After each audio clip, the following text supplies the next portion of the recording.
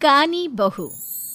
किशोरी लाल जी के बेटे राघव की शादी की बात जगह जगह चल रही थी, लेकिन किशोरी लाल जी को कोई लड़की पसंद ही नहीं आती थी। और उसकी एक ही वजह थी, किशोरी लाल जी का लालची होना। उनको लड़की वालों से मोटा दहेज चाहिए था और इसी चक्कर में एक दिन वो एक बहुत पैसे वाले के घर अपने बेटे का रिश्ता लेकर पहुंचे। उस आदमी का नाम था ओम प्रकाश। देखे किशोरी लाल जी, मेरी एक ही बेटी है और मेरी सारी संपत्ति जायदाद सब कुछ मेरी बेटी नैना का ही है। पापा, नाम से लगता है बहुत खूबसूरत होगी। कितना अच्छा नाम है ना, नैना। ओ, वैसे बात तो सही है आपकी। अब इतना पैसा है, जमीन जायदाद है, इकलौती बेटी, आप भी क्या करेंगे? सब कुछ उसे ही देंगे ना। बिल्कुल ठीक पहचाना आपने। बस बेटी की शादी और सारी जायदाद उसके नाम। पापा, बिना देखे हाँ कर दीजिए ना। इतना अच्छा रिश्ता फिर कहाँ मिलेगा? माला माल हो जाएंगे हम। मैं अपनी बेटी को बुलाता हूँ। अरे नहीं नहीं नहीं नहीं, आपकी बेटी का नाम नैना है, सुनकर ही लगता है बहुत सुंदर होगी। रहने दीजिए अंकल, मैं तो आपकी बेटी के नाम से ही इतना खुश हो गया हूँ कि उसे बिना देखे शादी करने को तैयार हूँ। अब तो मैं उसका चेहरा सीधे शादी के बाद ही देखूंगा। और इस तरह राघव नैना का चेहरा नहीं देखता और उससे शादी कर लेता है। शादी के बाद अपनी सुहाग रात पर जब राघव नैना का घूंघट उठाकर देखता है तो नैना की आंखें बंद थी। कितनी खूबसूरत हो तुम नैना, जरा अपनी आंखें खोलकर मेरी तरफ देखो तो सही। नहीं, मुझे शर्म आती है। अरे, मैंने तुम्हें शादी से पहले भी नहीं देखा, और अब अगर तुम आंखें खोलकर मुझे देखोगी भी नहीं तो मुझे अच्छा कैसे लगेगा? इससे पहले कि नैना अपनी आंखें खोलकर राघव की तरफ देखती, अचानक से लाइट चली गई और राघव नैना को पूरी तरह से देख भी नहीं पाया। अगली सुबह नैना राघव के लिए नाश्ता बनाकर लेकर आई। अरे ये क्या, आधा पराठा सीका हुआ है और आधा बिल्कुल कच्चा। ये तुमने क्या किया नैना? बहू, तुमने क्या आधा पराठा तवे से नीचे लटका कर रखा था, जो आधा सिका है और आधा कच्चा? मुझे जितना दिखेगा उतना ही तो सीखूंगी ना पापा जी। जहाँ जहाँ मुझे नजर आ रहा था वहाँ मैंने सीख लिया, और जहाँ जहाँ नहीं दिखा वहाँ कच्चा रह गया होगा। इसका क्या मतलब है?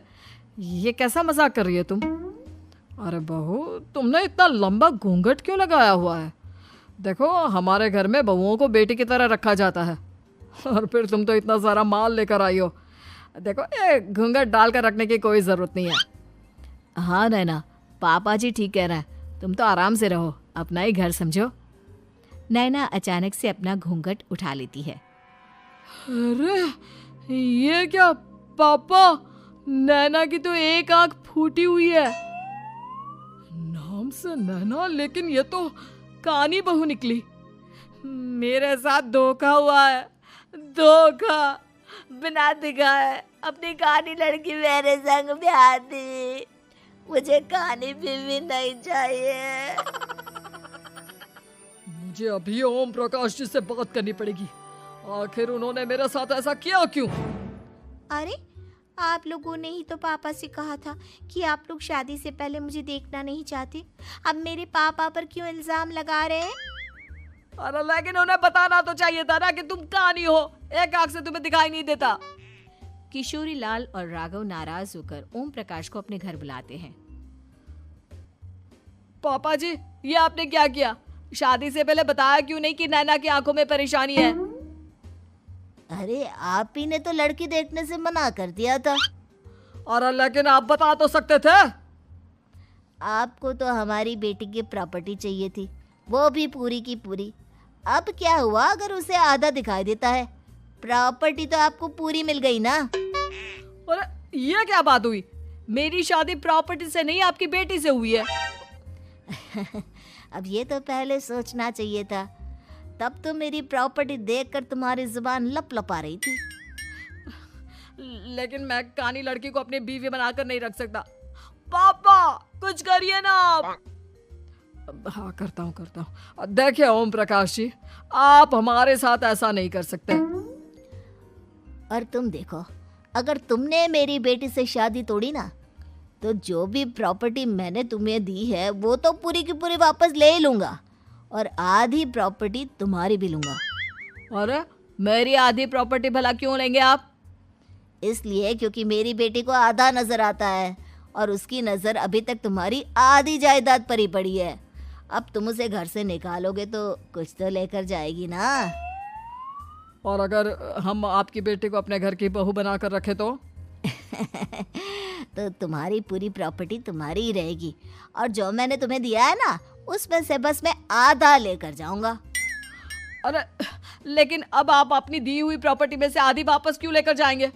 अगर मैं आपकी बेटी को अपनी पत्नी बनाकर रखने को तैयार हूं तो?